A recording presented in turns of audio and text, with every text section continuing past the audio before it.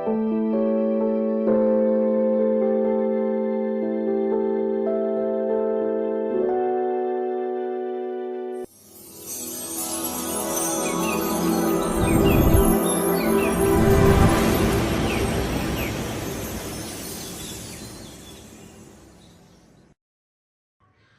nay mình sẽ học một mẫu hoa hồng mới ghép 12 cánh lại với nhau. Nhưng mà hoa nở rất là đẹp và đường kính hoa cũng nhỏ xíu thôi. Cho nên là mình sẽ móc bằng len miêu cô tông mắt đen loại 50g. Thì đây là cái hoa hồng một màu thì các bạn sẽ chuẩn bị cho mình một màu hồng. Còn nếu mà các bạn chọn mix màu thì các bạn sẽ chọn cho mình 3 tông màu từ đậm tới nhạt như vậy, để chúng ta mix từ trong nhụy ra tới phần ngoài. Và len miêu cô tông 50g thì các bạn sẽ chuẩn bị cho mình là 4 tông màu như thế này. Kẽm thì các bạn chuẩn bị cho mình hai loại kẽm, kẽm nẹp lá và kẽm làm canh như thế này. Kim móc thì mình hướng dẫn đó là đầu 4/0 tương ứng với kim 2.5mm ha.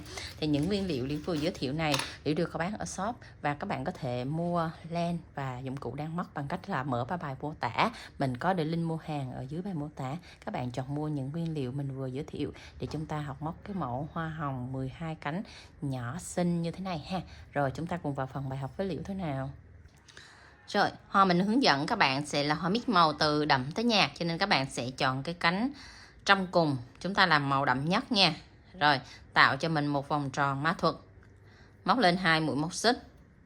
Móc vào trong vòng tròn mã thuật này 8 mũi đơn, 8 mũi kép các bạn. 1 2 3 4. Rồi các bạn cứ móc tiếp cho mình thêm 4 mũi kép nữa nha.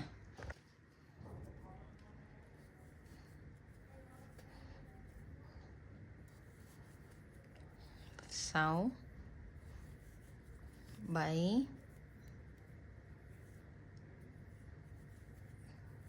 8. Rồi xong, siết chặt cái sợi len ngắn này lại. Rồi, chúng ta kết hàng bằng một mũi trượt vào ngay đỉnh đầu của mũi kép này, kéo lên qua. Rồi là chúng ta đã kết thúc xong hàng thứ nhất. Bắt đầu lên hàng thứ hai, chúng ta móc lên một mũi móc xích. Rồi, tại vị trí này chúng ta sẽ giấu cái sợi len thừa để móc vào trong hàng thứ hai. Chân đầu tiên này các bạn sẽ móc cho mình là một mũi đơn. Tiếp tục móc thêm một mũi đơn vào cái chân đó nữa, tức là mình sẽ có 2 mũi đơn vào chung một chân móc nha. Rồi cứ như vậy các bạn sẽ lặp lại cho mình là 2 mũi đơn vào chung một chân móc cho đến hết luôn, là chúng ta sẽ có 16 mũi đơn cho hàng thứ hai này. Đó, nẹp hết cái sợi len thừa này đi vào trong hàng móc cho mình luôn nha.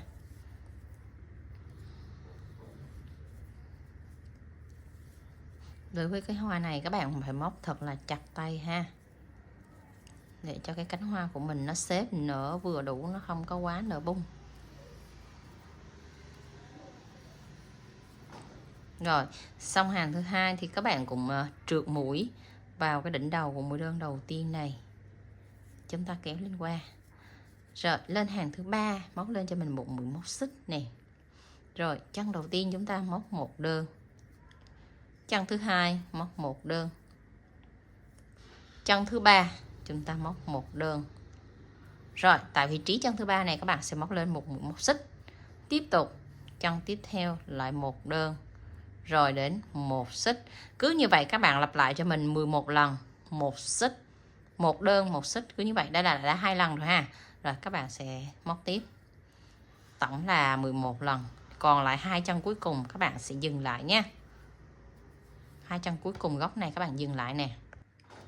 Rồi mình còn lại 2 chân cuối đây, chúng ta móc vào đây 2 mũi đơn nữa là xong nha.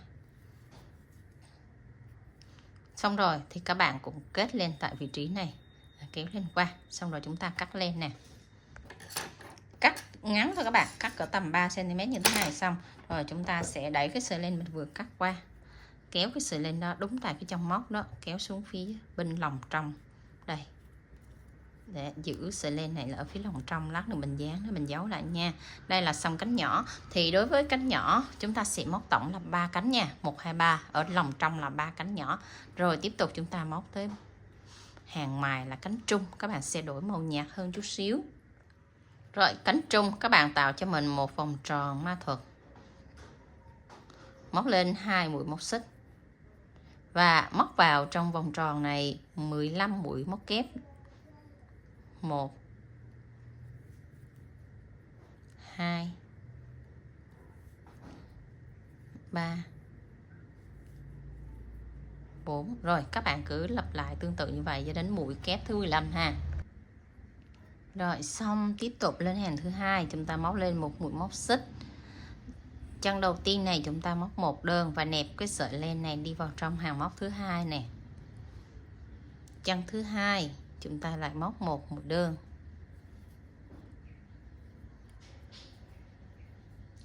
Rồi chân thứ ba mình sẽ móc 2 mũi đơn vào chung một chân móc. Rồi cứ lặp lại như vậy, công thức là 2x 1v 2x 1v, lặp lại cho đến hết hàng nha các bạn. Rồi 2x 1v. Ở đây một chân tăng. Rồi còn lại một cụm cuối các bạn cứ móc vậy, tổng là 2x 1v nhân 5 lần. Ở chân cuối luôn luôn là chân tăng các bạn nhé. Xong rồi mình kết hàng bằng một mũi trượt tại đây. Rồi lên hàng thứ ba, móc lên một mũi móc xích. Chân đầu tiên móc một đơn. Rồi 5 chân còn lại, mỗi chân móc chúng ta lại móc tiếp một mũi đơn nữa. 3 đơn nè. 4 5 6. Rồi 6 chân liên tiếp, mỗi chân móc là một mũi đơn nha. Rồi tiếp tục qua đến chân thứ 7, chúng ta móc một mũi đơn. Rồi bắt đầu ở đây móc một mũi móc xích. Rồi chân tiếp theo móc một mũi đơn, một mũi móc xích. Rồi các bạn lặp lại một đơn một xích như vậy, lặp lại 9 lần. Còn lại 5 chân móc cuối này chúng ta sẽ dừng lại để chúng ta móc 5 mũi đơn ha. Rồi tiếp theo là chúng ta cứ một đơn một xích, một đơn một xích.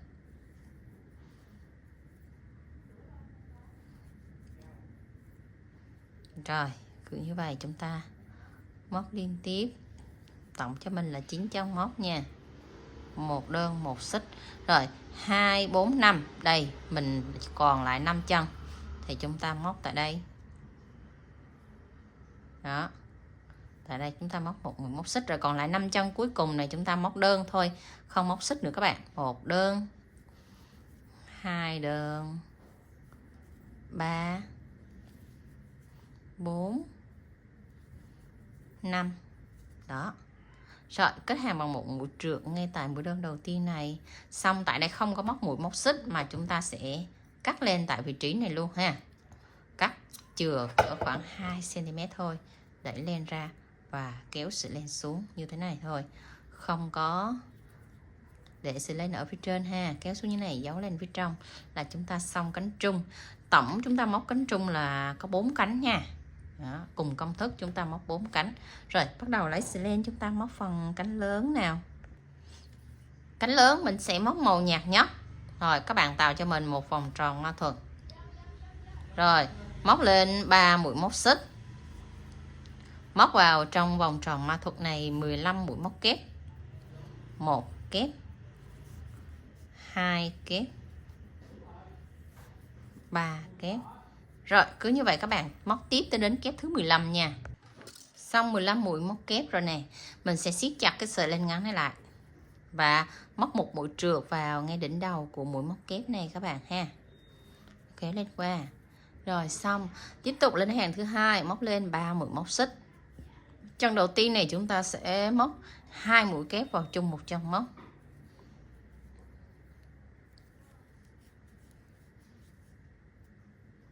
Rồi cứ như vậy các bạn sẽ lặp lại tương tự như vậy cho mình. 2 mũi móc kép vào chung một chân móc nha. Rồi mỗi chân móc các bạn cứ móc cho mình là 2 mũi móc kép vào chung một chân, cứ như vậy là chúng ta sẽ lặp lại cho đến hết hàng nha. Tổng hàng thứ hai chúng ta sẽ có là 15 chân thì móc ra được 30 mũi móc kép nhé. Rồi đến hàng cuối cùng thì chúng ta sẽ móc vào một mũi trượt vào ngay đỉnh đầu của mũi móc kép này. Xong rồi mình cũng cắt lên ngắn cỡ tầm 1,5 đến 2 cm như thế này thôi, ngắn như thế này thôi các bạn. Đẩy sợi len ra và kéo sợi len xuống đúng tại cái trong móc đó, kéo xuống phía dưới này. Đó là xong, chúng ta là xong cánh lớn nha. Đó thì tổng các bạn móc cánh lớn cho mình là 5 cánh để chúng ta ráp lên một bông hoa. Rồi thì mình sẽ chuẩn bị móc tiếp tới phần đài hoa nha. Đài hoa thì mình hướng dẫn nhanh nha, thì nó cũng giống như phần bông hoa của cánh lớn. Các bạn tạo cho mình một vòng tròn ma thuật, móc lên 3 mũi móc xích và móc vào trong vòng tròn ma thuật này cho mình là 15 mũi móc kép nè. 15 mũi móc kép này thì các bạn kéo dài tay chút xíu để cho cái phần đài hoa này nó nở to ra, nó ôm được trọn cái bông hoa. Rồi các bạn cứ móc tiếp đến mũi kép thứ 15 nha. Xong 15 mũi móc kép, siết chặt sợi len ngắn lại và chúng ta sẽ trượt mũi vào ngay đỉnh đầu của mũi móc kép này. Rồi xong chúng ta lên 7 mũi móc xích, 4 5 6 7. Xong 7 mũi móc xích để chúng ta sẽ trượt mũi vào ngay cái chân thứ hai này, một mũi trượt. Chân thứ ba một mũi trượt. Rồi hai chân tiếp theo là 2 mũi móc đơn, 1 đơn, 2 đơn. Chân tiếp theo là mũi nửa kép và chân cuối cùng là một mũi móc kép. Rồi cách ra 2 chân móc, cái chân này chúng ta không có tính nha, 1 2 móc vào chân thứ ba này, một mũi trượt là mình đã xong cái cánh thứ nhất này. Rồi tiếp tục lên cánh thứ hai, chúng ta lên 7 mũi móc xích. Xong rồi mình trượt mũi vào chân thứ hai này, một mũi trượt. Chân thứ ba một mũi trượt. Chân thứ tư và chân thứ năm một mũi đơn mỗi chân nha. Rồi chân thứ 6 là mũi nửa kép. Chân thứ 7 là mũi kép. Rồi cũng cách ra 2 chân móc qua chân thứ ba, móc một mũi trượt là mình đã xong cánh thứ hai. Các bạn lặp lại tương tự cho mình 3 cánh công thức như vậy luôn nha. Rồi con cánh cuối cùng này thì các bạn sẽ trượt mũi vào ngay đỉnh đầu của cái cánh đầu tiên này các bạn này, này. Để cho nó tiếp giáp với cánh đầu tiên luôn. Móc một mũi trượt này kéo lên qua, xong rồi các bạn sẽ cắt lên tại vị trí này. Cắt xong thì đẩy cái sợi len xuống tại cái chân mình vừa cắt luôn. Qua đây. Rồi từ cái sợi này và cái sợi này chúng ta sẽ cột nó lại với nhau cho nó khỏi tuột. Rồi xong thì chúng ta sẽ cắt len ngắn lại. Đó, đẩy cái sợi len nó vào lòng bên trong. Rồi mình cắt ngắn lại là xong nha. Đó là chúng ta đã xong cái phần đài. Bắt đầu chúng ta học tới phần lá nha. Rồi mình học móc lá, khởi tạo cho mình 10 mũi móc xích. 1 2 3 4 5 6 7 8 9 10. Xong 10 mũi móc xích, chuẩn bị cho mình một đoạn kẽm dài cỡ tầm là 20 cm nẹp vào trong cái hàng móc này. Rồi, chân đầu tiên móc cho mình là một mũi đơn. Chân thứ hai mũi nửa kép. Chân thứ ba một mũi móc kép. Rồi, chân thứ tư một mũi kép đôi. Kép đôi các bạn cũng kéo vừa tay thôi, không kéo quá cao nha. Tiếp tục chân tiếp theo mũi kép đôi nữa. Chân tiếp theo mũi kép đôi nữa luôn. Là chúng ta có 3 mũi kép đôi liên tục ở 3 chân móc. Xong rồi mình sẽ hạ xuống đây một mũi kép này. Hạ xuống đây một mũi nửa kép. Rồi chân ở cuối này là móc 3 mũi đơn vào chung một chân móc nha.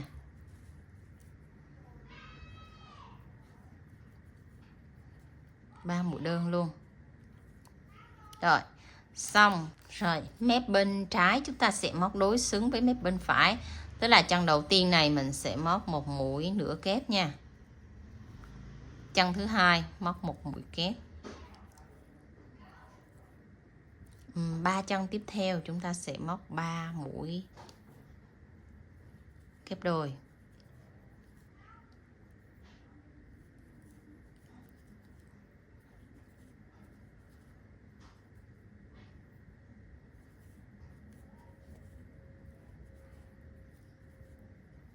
Xong 3 mũi kép đôi rồi chúng ta sẽ hạ xuống ở đây mũi kép.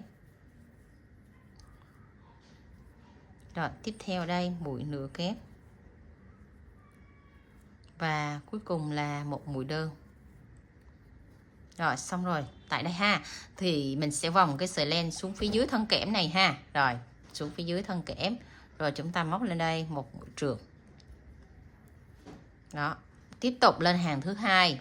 Mình sẽ, cái sợi len nó đang ở trên đoạn kẽm, mình sẽ vòng xuống dưới đoạn kẽm một lần nữa nè. Vòng xuống dưới đoạn kẽm. Lên đây móc lên một mũi móc xích. Rồi chân đầu tiên này chúng ta móc một đơn. Rồi xong rồi chúng ta sẽ móc 2 mũi móc xích. Chân thứ hai móc một đơn, 2 mũi móc xích. Chân thứ ba một đơn và 2 mũi móc xích. Đấy, cứ như vậy các bạn lặp lại cho đến cái chân giữa tại vị trí này mình dừng lại nha. Rồi, ngay cái góc giữa đó các bạn, ngay góc giữa này thì chúng ta sẽ móc vào đây là một mũi đơn này. Một mũi đơn xong các bạn lên cho mình là 3 mũi móc xích. Rồi hạ xuống tại cái chân móc này một mũi đơn luôn. Đó, chỉ có một cái chân nhọn ở giữa này là khác cách móc thôi, còn mép này là chúng ta móc công thức khác nha. Xong rồi qua bên mép trái các bạn móc 2 mũi móc xích, một mũi đơn, 2 mũi móc xích, một mũi đơn. Rồi cứ như vậy các bạn lặp lại cho đến chân cuối cùng tương tự như mép bên phải nha. Rồi mình đã móc đến chân cuối rồi này các bạn. Rồi tại đây ha, sợi len nó đang ở trên đoạn kẽm, mình phải vòng sợi len xuống phía dưới đoạn kẽm nè. Móc một mũi trượt vào ngay đỉnh đầu của mũi đơn bên mép phải này.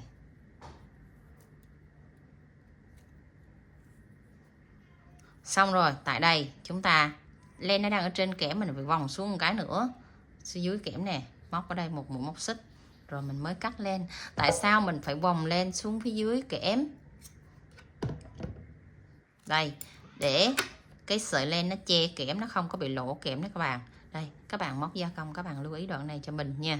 Rất là kỹ đoạn này nè, vòng sợi len như mình hướng dẫn đó, không có lỗ kẽm ở đoạn này.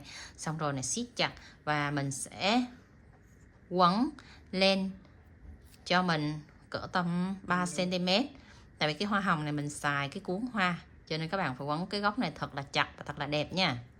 Đó, dài ra 3 cm như thế này, chặt đẹp. Xong rồi mình sẽ sắn đoạn kẽm lại cho mình.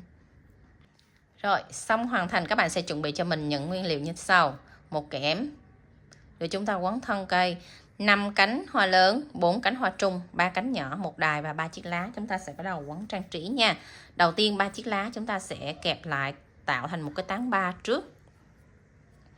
Tại vì cái cành hoa hồng lúc nào nó cũng sẽ mọc ra một nhánh là 3 lá như thế này, thì các bạn sẽ để sa le cái lá giữa nên nó sẽ cao hơn hai cái lá kia khoảng 1,5 cm. Mình để ở giữa như này và chừa cái nách lá ra là chúng ta sẽ quấn sát cùi như thế này, quấn xít xuống cho mình cỡ tầm là 2 cm nha. Rồi quấn cỡ 2 cm như thế này thì chúng ta sẽ cho keo vào đây để cố định này. Rồi sau khi cố định xong thì mình sẽ quấn chặt lại cái nữa và chúng ta cắt lên là xong cái phần lá trang trí nha. Bắt đầu chúng ta dán tới phần bông hoa. Đây, khi lá trang trí thì nó sẽ xòe nở ra như thế này. Rồi đến phần bông hoa thì chúng ta sẽ dán cánh nhỏ trước nha. Rồi những cái sợi len thừa này các bạn sẽ ép nó vào trong, kẹp cái cánh nhỏ này vô một nửa, đưa cái kẽm vào đây. Rồi chúng ta sẽ bắt đầu cho keo dán ở vị trí một nửa mép ở phía bên trái đến thế này trước nè, ghép nó lại giữ cho khô keo. Rồi cho một nửa keo ở mép bên phải, ốp nó lại để nó cố định cái cánh này vào trong cái thân kẽm trước. Các bạn dán để nó tạo hình cái chiếc bánh ú đó các bạn. Đó, nó đã tạo hình được chiếc bánh ú rồi. Thì tiếp tục tới cánh thứ hai. Cánh thứ hai các bạn sẽ cho keo ở một nửa lòng cánh như thế này đi xuống thôi, không có cho hết keo.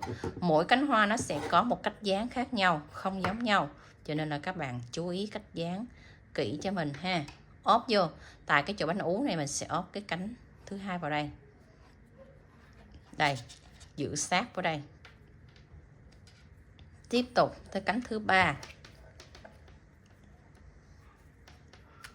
cho một nửa keo ở lòng dưới, không cho keo quá lên ở lòng trên nha các bạn. Ốp vào giữa hai cánh, đây, ốp sát vô. Đó, nó tạo thành hình đối xứng giữa hai cánh hoa, nó ra được một cái búp giống như búp hoa hồng mới nở chúm vậy đó các bạn. Rồi đến lớp cánh trung thì các bạn cũng dán tương tự giống như lớp cánh nhỏ, nhưng chúng ta sẽ dán ở cái mức độ so le và chồng lên nhau, chứ không phải dán như cánh nhỏ là mình ập lại. Còn cánh trung này chúng ta sẽ cho một lượng keo ít vừa đủ ở 1/3 cánh, và chúng ta sẽ ốp nó ở mặt ngoài của cánh nhỏ. Và khi ốp cánh thứ hai thì chúng ta sẽ cho một lượng keo ở mép bên trái, và mình sẽ ốp chồng lên. Đó, 1/3 cánh chồng lên cánh thứ nhất. Rồi cánh thứ ba chúng ta sẽ 1/3 keo chồng lên cánh thứ hai.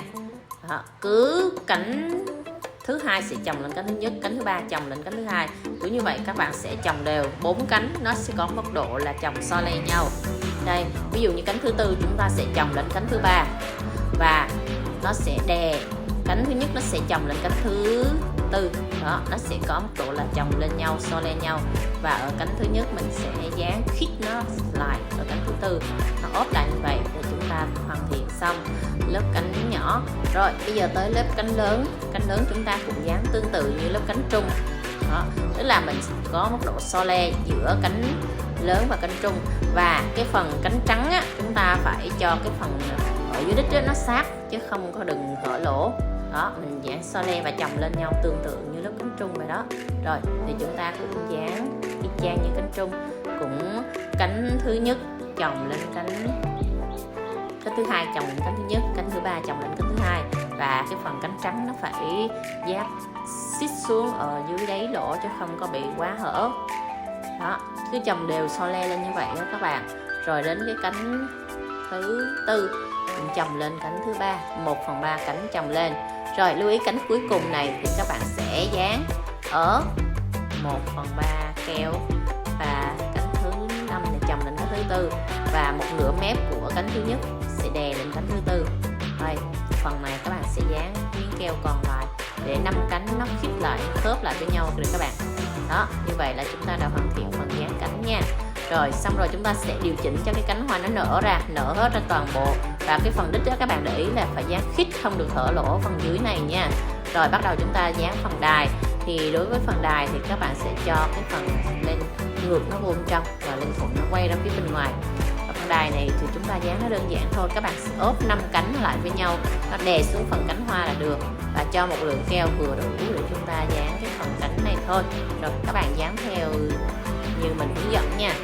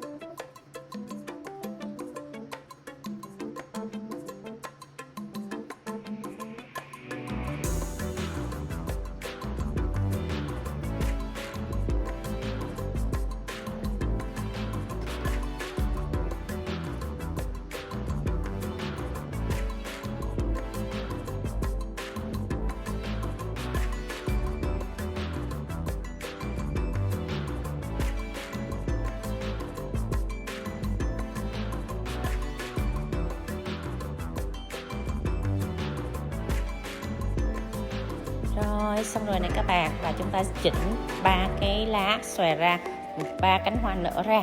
Như vậy là mình sẽ có một cái bông nở rất là đẹp. Đây, cái bông hồng thì mình dán chặt tay hơn cho nó thành bông búp, còn bông trắng thì nó thành kiểu bông nở cũng rất là lạ. Rồi, bye bye các bạn, hẹn gặp lại các bạn ở những video sau nha. See you.